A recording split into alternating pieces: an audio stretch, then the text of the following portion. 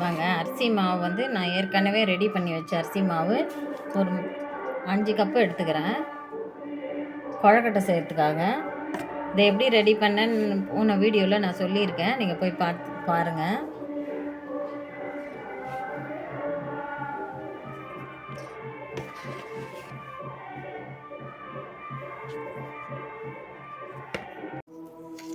கொஞ்சம் லைட்டாக உப்பு போட்டுக்கலாம், கொஞ்சம் டேஸ்ட்டுக்காக சர்க்கரை, வாசனைக்காக ஏலக்காய் பவுடர்.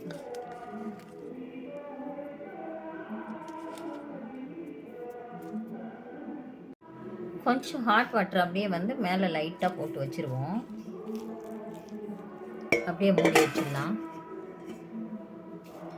ஒரு 5 நிமிஷம் இருக்கட்டும். கொழக்கட்டை செய்கிறதுக்காக நம்ம வந்து வேர்க்கடலை எடுத்திருக்கேன் 150 கிராமு. நல்லா எடுத்து வறுத்து நல்லா ப்ரௌன் கலராக தோலெல்லாம் எடுத்து சுத்தம் பண்ணி வச்சுருக்கேன். அதே மாதிரி எள்ளு 100 கிராம் எடுத்திருக்கேன், அதுவும் நல்லா வெள்ளை எள்ளு தான். உங்களுக்கு கருப்பு எள்ளு கிடச்சா கூட அதே எடுத்துக்கோங்க. எடுத்து நல்லா வறுத்து இந்த மாதிரி வச்சுருங்க. வேர்க்கடலையோட எள்ளையும் போட்டுவிடுங்க.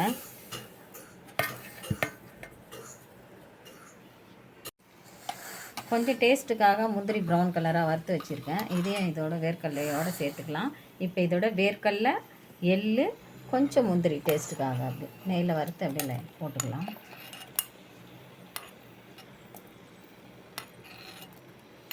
இதை அப்படியே பொடி பண்ணி வச்சிடுறேன்.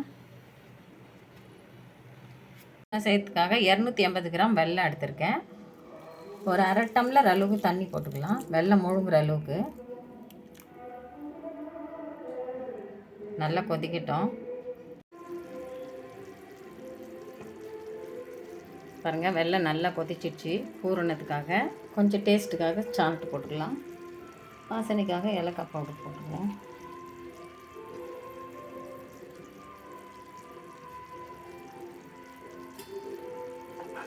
அப்படியே மிக்ஸ் பண்ணிடலாம்.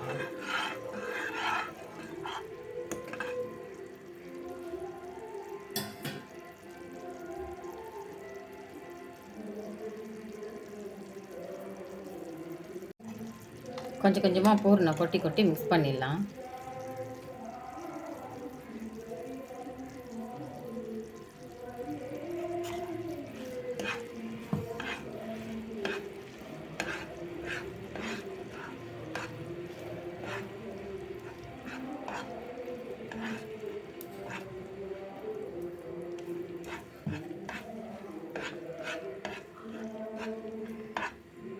பூர்ணம் ரெடி ஆகிடுது. அப்படியே ஆற விட்டு உருட்டி நம்ம பூர்ணம் வந்து கொழக்கட்டை ரெடி பண்ணி அதில் வச்சிடலாம். இப்போ சூடாக இருக்குது, இதை ஆற வச்சுடுவோம். அப்படியே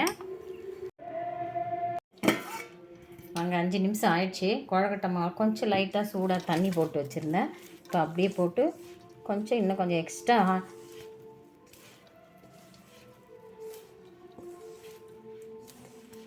கொஞ்சம் வதுன்னு பண்ணி சூடாக தண்ணியை அதை அப்படியே இதில் போட்டு தெளித்து நல்லா பிசைந்து வச்சுக்கோங்க. ரொம்ப சாஃப்டாகிடும் மாவை.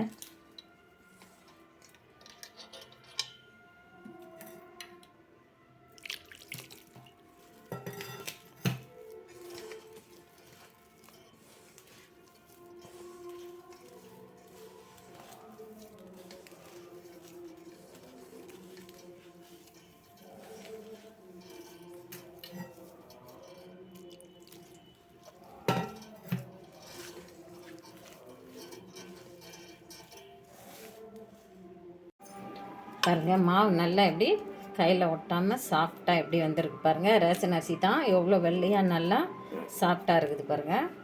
வந்து கொழக்கட்டை அச்சு எடுத்துருக்கேன், மோதகாச்சி ரவுண்டு கொழக்கட்டை சேப்பு இருக்கிறது. இதில் அப்படியே பிடிச்சி தட்டி வச்சுருவோம். இட்லி பாத்திரம் எடுத்துருக்கேன், ஒரு இட்லி தட்டி வச்சுக்கலாம். ஒன்று மட்டும் வச்சுக்கிறேன்.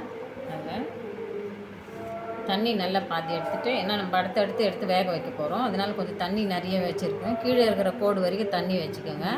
மேலே லைட்டாக எண்ணெய் தடவி விட்டு இட்லி தட்டு ஒன்றே மட்டும் வச்சுருக்கேன்.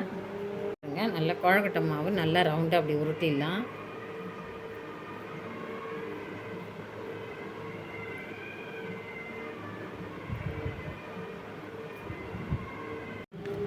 நல்ல பிளாஸ்டிக் கவர் ஒன்று எடுத்துக்கோங்க, அப்படி இல்லைன்னா எண்ணெய் கவர் தான் நான் எடுத்துருக்கேன். இதுலேயே அப்படியே வச்சு தட்டிடலாம். பூர்ணம் பாருங்கள் நல்லா உருட்டி உருட்டி வச்சுருக்கேன். இதை உள்ளே வச்சுடுவோம். பாருங்கள் நல்லா மடித்து சைடெல்லாம் இப்படி அழுத்தி விட்டுடலாம். கரெக்டாக நல்லா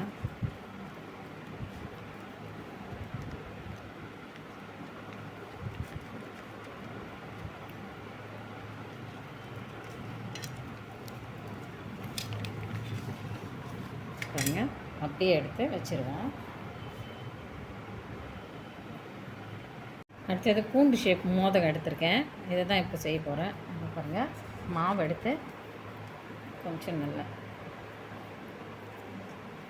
ஒரு ரவுண்டு இவ்வளோ ஒரு ரவுண்டு வச்சுருவோம். நல்லா இந்த ஷேப் வரைக்கும் இப்படி நல்லா அழுத்திடலாம்.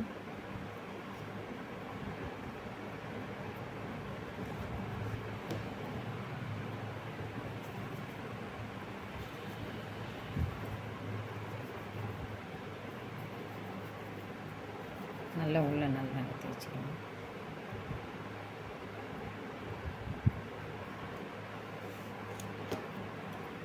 பல்லம் இருக்குது இல்லைங்களா, இதில் நல்லா அழுத்தி வச்சுடுவோம்.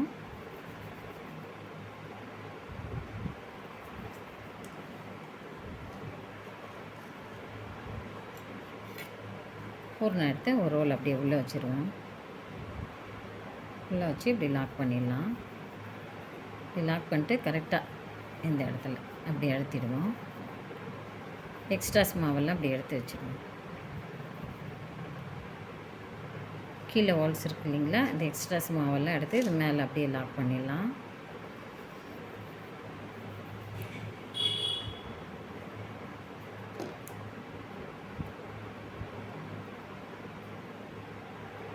கேப்பு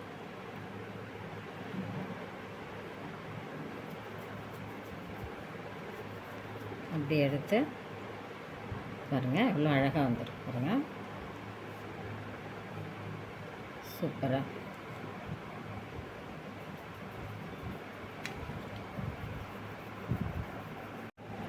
ரவுண்டில் ஒன்று வச்சு நல்லா அந்த மாதிரி உள்ளே பூர்ணம் வச்சு ரவுண்டை தட்டி இப்படி அழுத்தி கைட்டி எடுத்துருவோம். நல்லா ரவுண்டாக வந்து எடுத்தது. இது ஒரு மாடல்.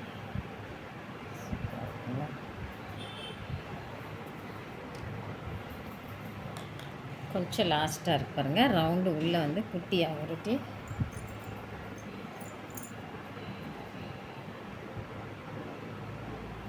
பாருங்கள். பூர்ணம் நல்லா சாக்லேட் மாதிரி இருக்கு பாருங்கள் பூர்ணம்.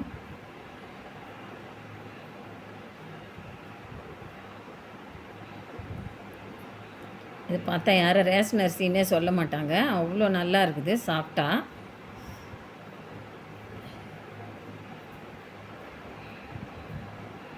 நல்லா உருண்டையாக